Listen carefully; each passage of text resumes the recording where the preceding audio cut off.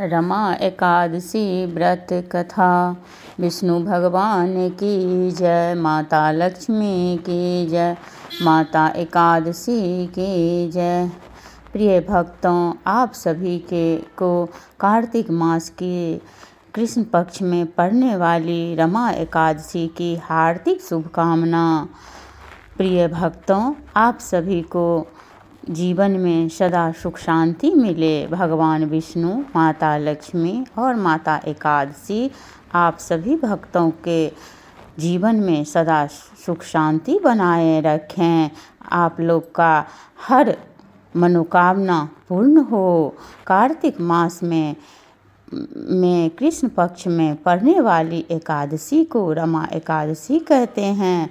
इस एकादशी के व्रत करने से जन्म जन्मांतर का पाप नष्ट हो जाता है और मरणोपरांत सद्गति की प्राप्ति होती है।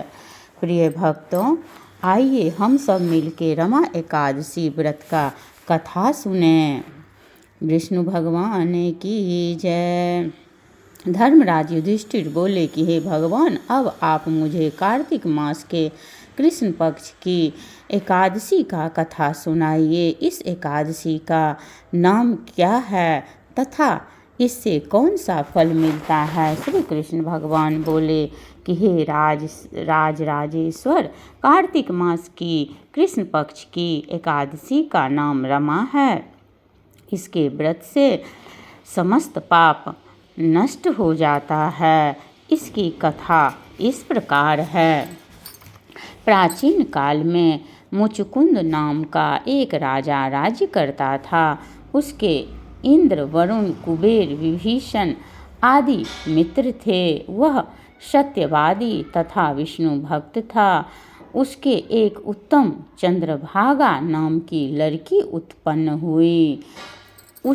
उसने उस लड़की का विवाह राजा चंद्रसेन के पुत्र शोभन के साथ किया। एक समय जबकि वह अपनी ससुराल में थी, एक एकादशी पड़ी। चंद्रभागा सोचने लगी कि अब एकादशी समीप आ गई है, परंतु मेरा पति अत्यंत कमजोर है, इसलिए वह यह व्रत नहीं रख सकते, परंतु मेरे पिताजी की आज्ञा कठिन है।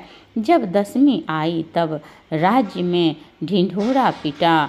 उसको सुनकर शोभन अपनी पत्नी के समीप गया और उससे पूछा कि हे प्रिय, तुम मुझे कुछ उपाय बताओ, क्योंकि यदि मैं व्रत करूँगा तो अवश्य ही मर जाऊँगा।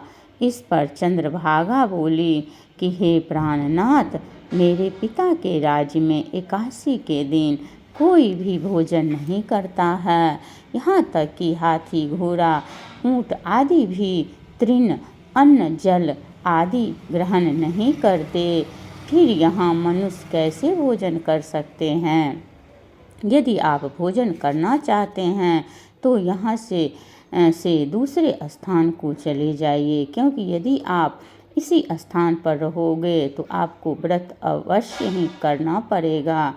इस पर शोभन बोला कि हे प्रिय, आपका कहना बिल्कुल उत्तम है, मैं अवश्य ही करूँगा।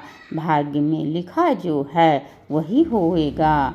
ऐसा विचार करके उसने एकादशी का व्रत किया और अब सूर्य भगवान भी अस्त हो गए और जागरण के लिए रात्रि हुई। वह शोभन को दुख देने वाली थी। दूसरे दिन प्रातः से पहले शोभन इस संसार से चल बसा। राजा ने उसके मृतक शरीर को दहन करा दिया। चंद्रभागा अपने पति की आज्ञा अनुसार अग्नि में दहन न हुई, परंतु पिता के घर रहना उत्तम समझा। रमा एकादशी के व्रत के प्रभाव से उसे मंदराचल पर्वत पर धन्य धान से युक्त तथा शत्रुओं से रहित एक उत्तम नगर प्राप्त हुआ। एक समय मुचुकुंद नगर में रहने वाला एक सोम शर्मा नाम का ब्राह्मण तीर्थ यात्रा के लिए निकला। उसने घूमते घूमते उसको देखा। उस ब्राह्मण ने उसको अपने राजा का जमाई जानकर उसके निकट गया। राजा शोभन ब्राह्मण को देखकर आसन से उठ खड़ा हुआ। अपने ससुर तथा स्त्री चंद्रभागा की कुशलता को पूछने लगा। सोम शर्मा ब्राह्मण बोला कि हे राजन, हमारे राजा कुशल हैं तथा आपकी पत्नी चंद्रभागा भी कुशल है। अब आप अपना वृतांत बताइए। मुझे यह बड़ा आश्चर्य है कि ऐसा विचित्र और सुंदर नगर आपको किस प्रकार प्राप्त हुआ। शोभन बोला कि हे ब्राह्मण, यह सब कार्तिक मास की कृष्ण पक्ष की रमा एकादशी के व्रत के प्रभाव से है। इसी से मुझे यह अनुपम नगर प्राप्त हुआ है, परंतु यह अध्रुव है। इस पर ब्राह्मण बोला कि हे राजन, यह अध्रुव क्यों है और ध्रुव किस प्रकार हो सकता है, सो आप मुझे समझाइए। मैं आपके कहे अनुसार ही करूँगा। आप इसमें किंचित मात्र भी झूठ न समझें। शोभन बोला कि हे ब्राह्मण, मैंने श्रद्धापूर्वक व्रत किया था, उसके प्रभाव से मुझे यह नगर प्राप्त हुआ है। इस वृतांत को राजा मुचकुंद की पुत्री चंद्रभागा से कहोगे तो वह इसको ध्रुव बना सकती है। ब्राह्मण ने वहां आकर चंद्रभागा से समस्त वृतांत कहा।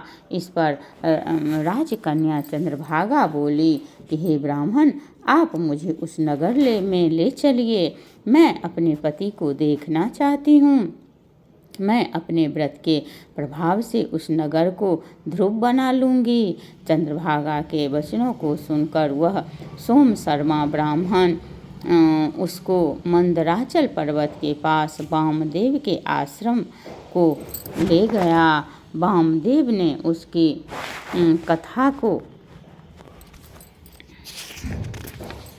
सुनकर चंद्रभागा का मंत्रों से अभिषेक किया। चंद्रभागा मंत्रों तथा व्रत के प्रभाव से दिव्य देह धारण करके पति के पास चली गई। शोभन ने अपने स्त्री चंद्रभागा को देखकर प्रसन्नतापूर्वक अपने वाम अंग में बैठाया।